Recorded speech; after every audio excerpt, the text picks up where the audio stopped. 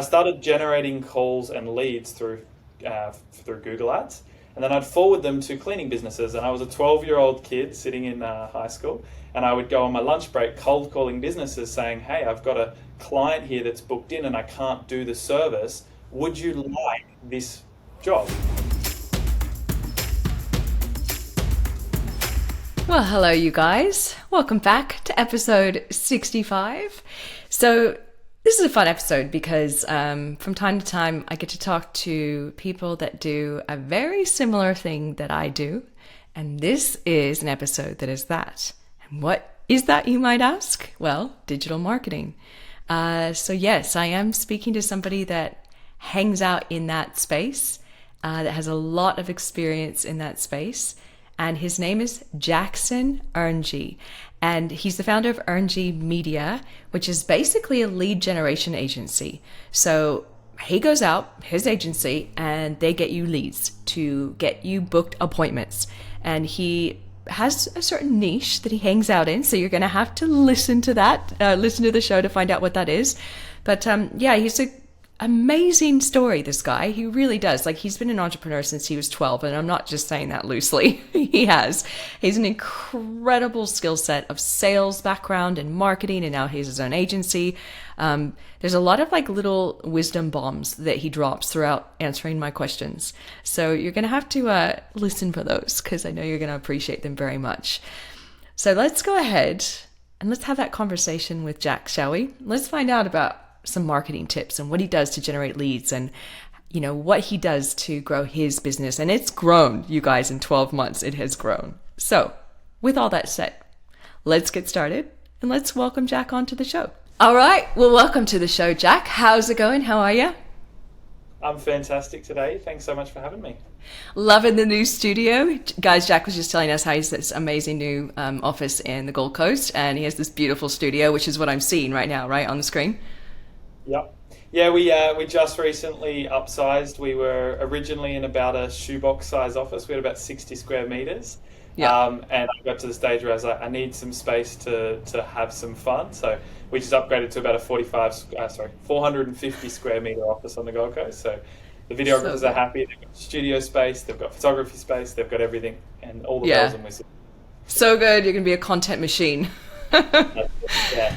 So good. It's more comfortable as well for the team. Like, as we're growing out the team, people have their own space. They're not sort of sitting on top of each other. They've got their own little areas now. So it's been a nice transition. Excellent. Good. Well, I'm glad you're growing. And I know we're going to talk a little bit about your growth coming up, because you have some interesting things to say about that and your niche that you've chosen.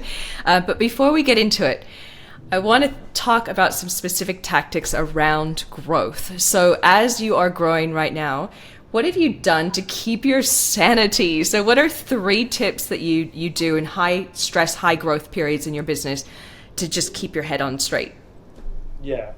I mean, it's a great question. Personally, I think I have those scrambles every single day. There's scrambles that you kind of go, oh, this is a problem we've got to work out how to solve. I think one of the things my mentors always says to me is just, there is always a way to get through it, and it's never really that big of a problem. And so staff leaving, staff quitting, staff having problems that they lose a client, and so it's never a problem. There's always another door that opens very soon. But on it, we try and follow every single day with a rule that I love to always go back to, which is clear, clean, and consistent. As long as everything that you do as a business, as a brand, as an organization, and that's not just in a marketing level, it's the way you present yourself, it's the way you talk to people, it's the way you treat people as well. If it's clear, clean, and consistent with your values and missions, then that's going to ring true to whatever it is. If you lose a client, no worries. There'll be another one that opens up the door for. If you have a day where just shit hits the fan, that doesn't matter. Stuff will turn around as long as you follow your principles, I guess. So good. And do you have any sort of mindset stuff that you turn to? Like if you notice yourself, you're getting a little bit kind of overwhelmed in something, how do you handle that personally? I'm a weird one, because I for the last 10 years have worked, I would say 18-hour days every single day. My partner says to me all the time, when can you just put the laptop down? And I'm like, Right. and that's been for, I worked out the other day, it's about 11 years I've been working away on this particular digital business that I'm running, and a few different ones. And I've started to realize it's better to be great at one thing than many things, because you can get to the end of the road much faster. But the sanity is that I have so much passion for what we're doing that even on the toughest days, I find an odd enjoyment out of it. Like, people can throw stuff at me and I kind of just laugh it off and go, this is going to be fun. So I don't know how to answer it. If there's something there, you've just got to remember why you started it and what your real mission is. And that's what keeps me going every single day, because if you don't keep reminding yourself of what the original meaning of it was, then you're not going to be able to push through the hard times. That's a really good point. I think you answered it perfectly. And the fact that it's different from how I normally have people answer that question, where they normally turn to hey, I go outside and I meditate, or I do this or whatever. And I've talked to a lot of businesses, big businesses. And what I love about what you said is it's actually quite approachable and realistic as well. Where, like having that passion, and sometimes you just like what you do and you just go for it and you're in it for a long time. So don't get me wrong, though. There's definitely those days that you come back to it and you go, the reason I thought I wanted to do this isn't going to get me through this little hurdle, and you got to have those wobbles that you go and have a cry and a scream and you go, how am I going to get through this little bit? But one thing to add to that is, as long as you keep your network ahead of you growing, like I've outgrown my first group of mentors and I've found other ones, the next steps up. You give them a call, you find people that you can truly get their time for. You give them a call and say, this is the problem. And they solve it for you in a matter of seconds. They go, that's not a problem. And that puts things into perspective. And I think that's the part that at any stage of your journey, you've got to put things into perspective and go, hey, it's not really that bad. Like, if you really think about it. So I want to talk to you briefly about your mentors, because you do outgrow people around you for sure. How do you, when you know you're on the edge of growth or like a different level of development in your business and who you are, how do you find new mentors? It's a fantastic question. It's the ponderance of any entrepreneur who wants to grow their network. It is. It's something that hasn't come easy to me, but all of a sudden people just appear. My partner says I'm the luckiest person on the planet. And I go, is it luck if I've worked really hard for something that I never knew that it would even be possible? So my first mentors came from me spending a bunch of money and to get into the room with them, and then offering enough value that they went, oh, I want to have a beer with you. I want to go out. And so it was sort of one of those that I didn't try and take anything from my mentors. I never do. It's more so, what can I supply you? And even now, like starting this business, it was around finding people that had a huge digital problem. They didn't know what digital was, and I was able to solve their problem completely for free. We didn't charge them. And then afterwards, I gained 2 investors into this business because of the fact that I was able to solve a problem in their business. They were transacting about $2 million a week, and they were doing it through telemarketing. And we were able to turn their business into a digital machine fairly quickly. 3 weeks to run some Facebook ads, and we were making them a hell of a lot more money than what they were, and a lot more headaches, because they didn't have to have 35 telemarketers sitting on a sales floor. So there's those things as well, that you've got to find a way to solve a solution for someone and have value for someone, and that's how you find your mentorship. That's how I've done it. I remember my first mentor, a guy named Ryan Tuckwood, a sales coach, and I worked very closely with him for about 3 years, but I saw that he was going on tour with a guy named Jordan Belfort. Have you ever seen the movie Wolf of Wall Street? I've met him. He's an interesting bloke. Yes, he is. I saw that they were going on tour in Australia, and I was like, I want to be in that room. I don't care what it is. And at this stage, I was running a 35-person cleaning company that I built over 18 months. So I was doing well for myself. And I said, this isn't my passion. This isn't the thing I want to run for the rest of my life. And so I went, I've got to find out how I can get in that room. And the fastest way for me to do it is I went and spent about $15,000 on camera gear. I was in a fortunate position that I could do that. And I messaged the MC. I messaged him first before buying the camera gear, mind you, just in case. But I said, have you got a videographer to follow you around for the event? And he said, no. And I said, look, I'll pay for myself to come the whole trip, You don't have to worry. I'll just follow you around with a camera, create some great content for you. And so he became my mentor for around 3.5 years and taught me everything I know about sales. And that pivoted me onto the psychology of marketing. And that's when my passion really started for that as well. So for finding mentors, please just provide value and they'll appear. Really amazing advice. All right, we're going to talk a bit. I want to paint some context because we're going to talk about how you specifically work with people, but I want people to understand what you do. So what did you do on the journey to do what you do now? Let's start with that. Where did you come from before your current company? I came from everything and tried everything. It was everywhere and everything. I was about 12 years old. We're going back a long time now. And my mum worked 3 jobs. So she was a very, very single mum, worked 3 jobs. And I always saw how hard she worked. And I said, I don't ever want to work that hard. And so I decided to become an entrepreneur, and now I work even harder. I spent more time. So no, it was a passion basically for me to see what can I do to help people. And my way of helping people was to see how can I generate more business for them. My mum ran a business. And so it was the one thing she always had problems with was generating leads, generating business to paying clients.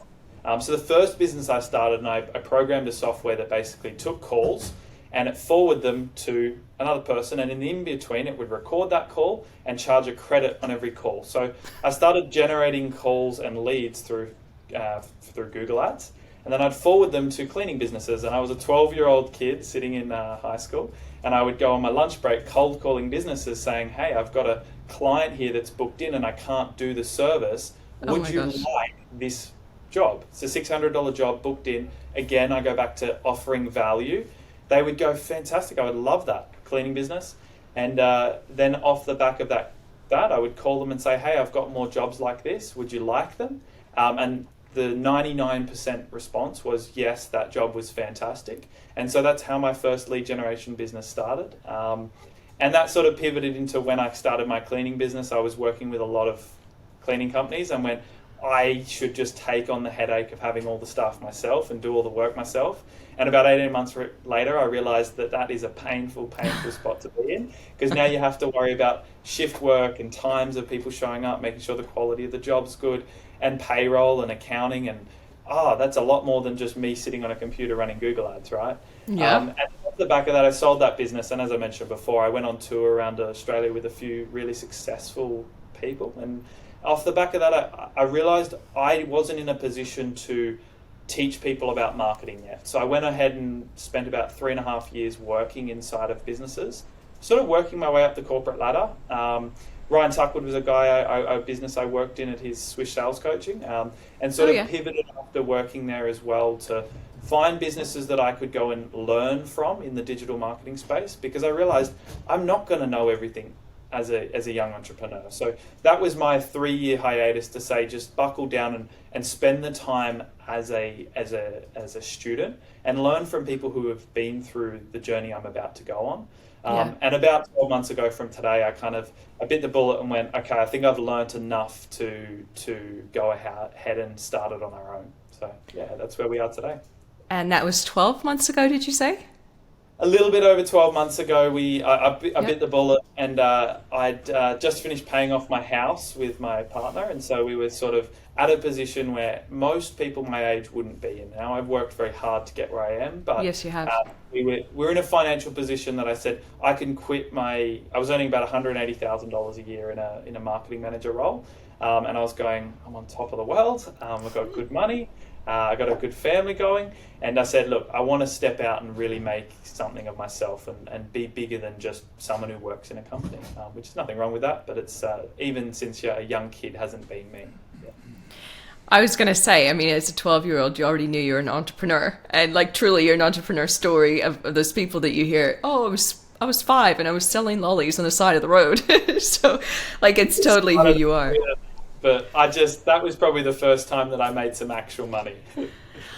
You're a rainmaker. Like that I love that term, because you truly are. If you were able to generate clients for people at the age of 12. Wow. I remember rocking up to a bond clean that a cleaner was doing. It was an Indian fella. And I rocked up in a full suit because I thought it made me look older.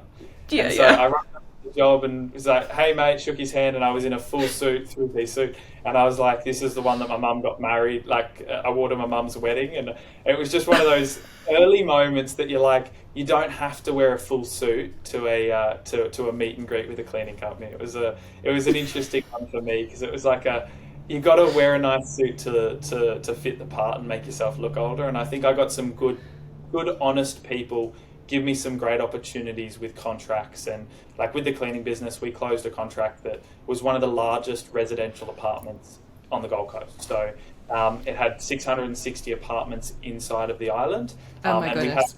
cleaners on there. And when I walked on there, I was again suited and booted. And I saw a little chuckle from the reception lady as I said, "Oh, I'm here to see if you need a cleaning contract done." And it was one of those defining moments that you realise there's a time and place to be suited. And it was a learning curve for me, but you can never be underdressed, I guess. Oh, so good. All right, so I'm going to talk about your current business. And you said something to me really interesting before I hit record on this session around your niche and your sort of fine-tuning things, let's say, in your business. So talk to me around what changes you've made recently around who you decide to work with.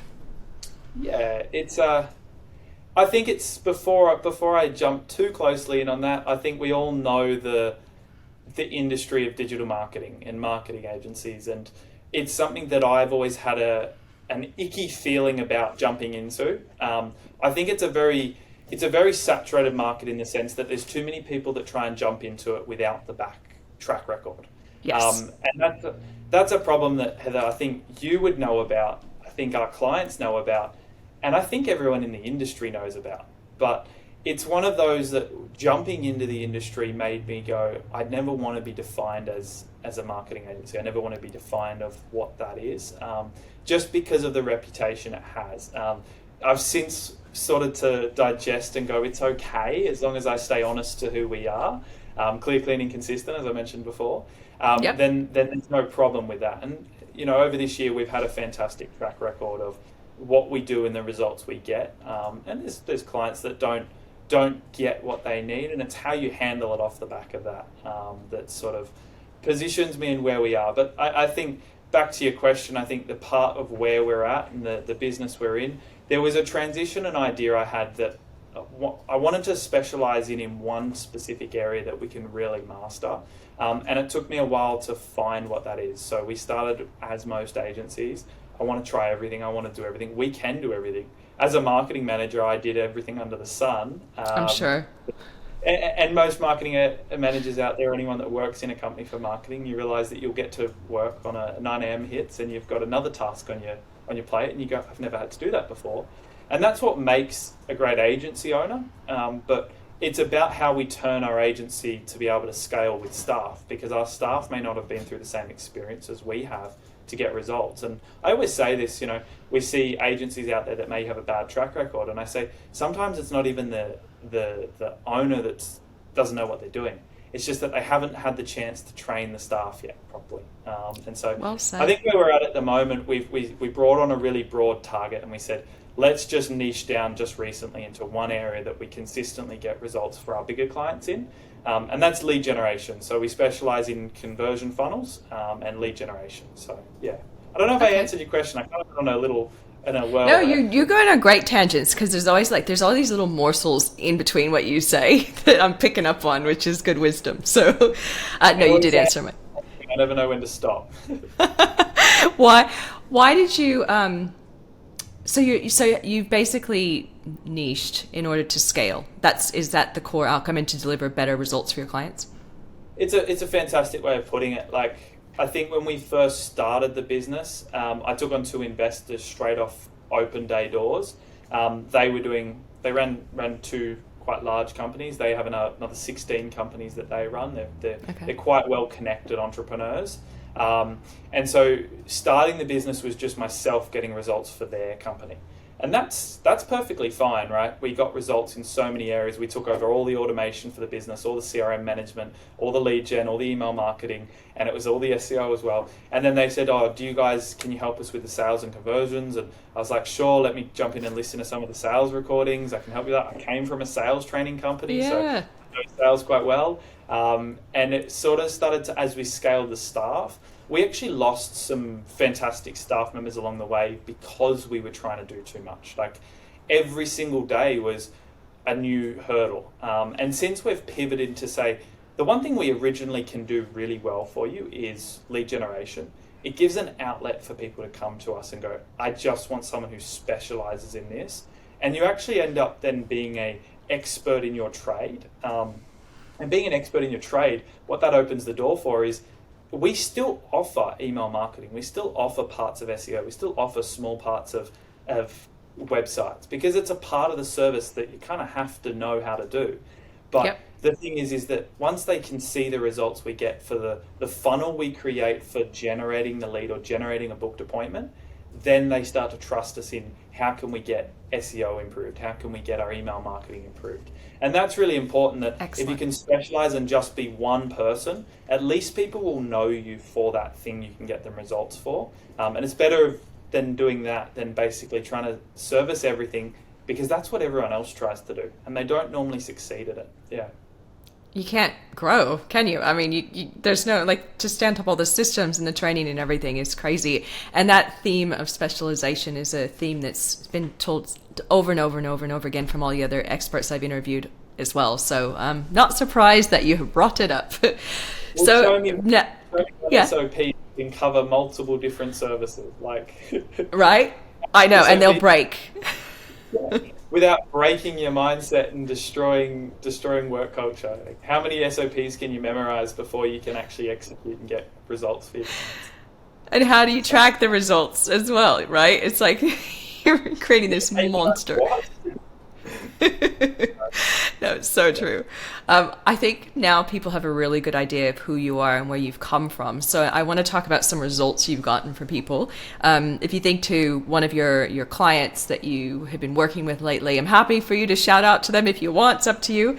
Talk us through what they were like before they came to you, and as a result of working with you, what's happened. Yeah, fantastic. I mean, we work in very specialized niches as well. So I mean, I say specialized because one of the biggest niches we work in is in the financial institute. So brokers, financial brokers, mortgage brokers, superannuation brokers.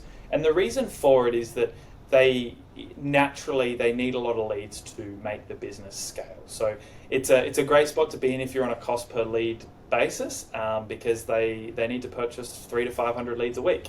And so it's a good test for us. It definitely keeps the guys on their feet because we have to work out ways in Australia, which has a very small population, to generate 2,000 to 5,000 leads a month for one client. And so when you're spending those sort of ad budgets, it's a great opportunity to get results for a client in a slightly different way. It's very scaled. And you can have a very small client, 15 minimum staff, max 15 staff working on the floor, and they need 2,000 leads a month. And you go, okay, so we can start to be spending, $40,000-$50,000 a month on ad spend at that rate. And it allows us to have a lot of testing, a lot of opportunity to really master our craft. We do work with a lot of other brokers that are, at a very startup level, one broker, and they need 10 leads a week. And that's a really exciting spot to be in as well, because we can get them the results that'll make their business fly in a matter of hours. Like, we can launch campaigns and have them basically flying along with some really high quality leads because we've done it on such a large scale. We do work in a lot of other lead gen niches, but the ones that are quite competitive is what we like to stick in, because normally where it's competitive, there's a lot of people that have been burnt by bad agencies. So you can be sort of the knight in shining armor that swings in and actually gets the results. So on a level of the results, as your question was, we took a client this year who is around $2 million a week in turnover. And we scaled them up to 5 million. So that was a cool incentive in itself, and that solely came off of just getting from a cold lead going to a salesperson to getting a booked appointment straight to the person who does the consult. So if you don't know much about sales, you normally use things like triage, where you've got sort of an SDR that will open a call up and they'll sort of they'll do the intro. They'll say, hey, this is X business and we want to see if we can help you. That's a pretty bad intro. And they'll try and book someone in for a consult. Now, you've got then a BDM, which is the person who closes those leads. Now, if we can get those leads directly to the BDM, we're cutting out the cost of the person sitting in the chair to call those first leads. We're cutting out the cost of the phone time. We're cutting out the cost of the commissions. So you go, well, how much are we saving? Even if it cost us more to generate that lead, the business is saving the headache of having 15 staff sitting on the sales floor, and it's going straight through to the business closes, which is realistically the most efficient method for a business that still needs to get someone on a Zoom before they can sell.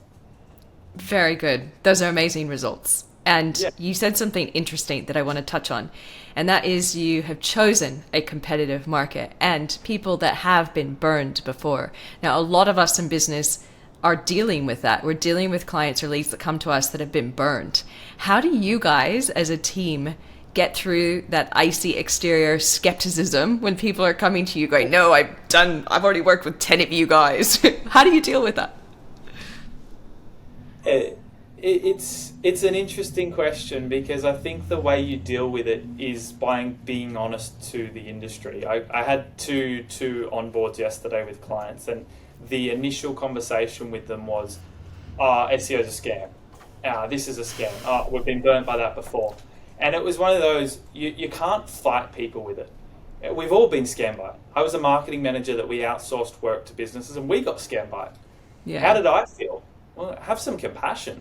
Sit there and think about, I've been there. I get that we've all wasted money on an investment that didn't end up paying off. One of the lines I like using is, although people do get results in this space, you can search it up for yourself, and I'm here to guide you, and if you want me to point you in the direction of someone who's even better than me at this service, then I'm happy to do so. Because what I want you to do is get the results and redeem faith that this is something that you can utilize to grow your business. And that normally turns people around. But the other thing is just show them. I show them our businesses that we work with and say, look at the increase. We work with a business that had SEO. SEO is the big one. I got that SEO call before.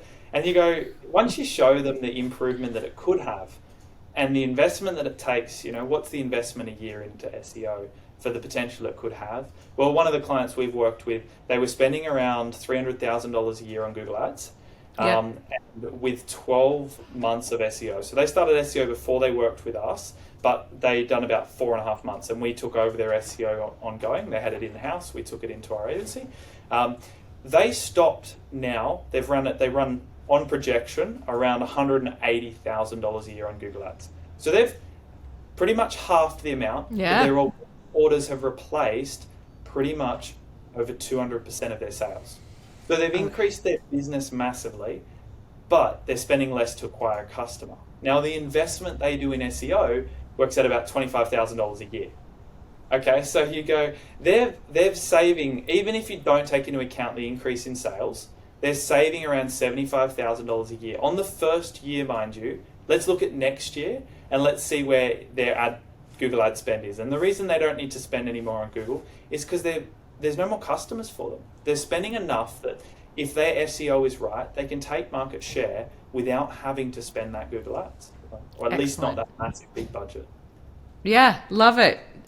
Just distinctions around what you might change. Like, I think a lot of us get locked into our current systems and structures and teams, and we forget to realize there might be a better way to get there to the same path.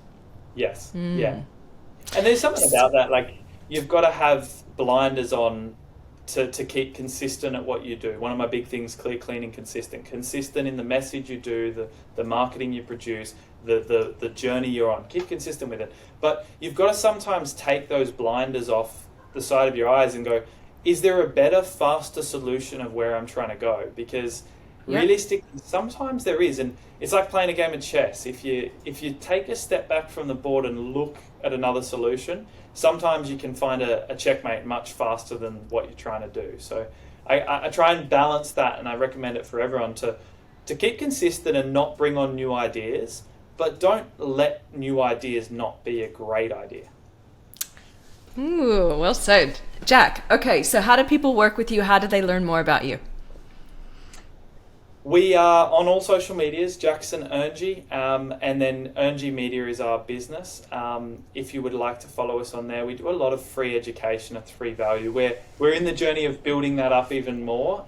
So if anyone wants to work with us, you can jump over to our website. We have the ability to jump on, submit a form on our website, and you can buy leads straight from the website. If you want targeted, whatever industry or niche it is, you jump on there, fill it out, and you can have leads within your inbound within 7 days, basically. Now, if you want to work with us on a one-to-one level where we actually work with inside your business, you can do that on the website as well, where we'll actually go and build you lead generation strategies that are going to be an infrastructure for your company to grow further into the future. Now, we don't want to lock you into anything we do. It's about giving you the resources for your business to grow. We want to build you a strategy that you can then take back and run yourself, and cut those costs out that agencies charge and tack on top. If there's a software or a system that can run in your business that we can hand back over to you, set up, and give it back to you guys to run to save costs, that's what we're all about, because there's always other clients out there for us, and if we can give you our best service possible, we know that you're going to come back the next thing that you need built. If it's another funnel, if it's another strategy, or you're pivoting a new product out, then there's going to be the opportunity for us to be who you choose to come back to. So jump onto the website, earngmedia.com. It's EARNG Media. So yeah, I look forward to speaking. Yeah, guys, go hang out with Jack, get some of his good downloads and information. And he now has this amazing new studio, so no doubt there's going to be some great content to come. Now, Jack, this has been a great chat. You do amazing work in the world for businesses, and just your journey alone and the honesty of that, I appreciate you sharing that. And as we wrap up, is there anything, last words of wisdom, advice that you'd like to share with people? Yeah. I appreciate that, Heather, and I thank you for your time. I've listened to your podcast I listened to probably the last 9 episodes now on my way to work. Cool. So I've been getting more involved with your stuff as well. So you've definitely got some valuable things to say, and I think it's a very, very valuable thing for people to be listening to your content. My thing to say would be, whatever your business is, just keep consistent with it, and make sure that you don't overcomplicate the process of selling. A big thing about lead generation and getting more leads is about having one thing: a very clear, clean, and consistent offer. People don't want to be confused. People want to have a problem solved and have some compassion about what people are going through.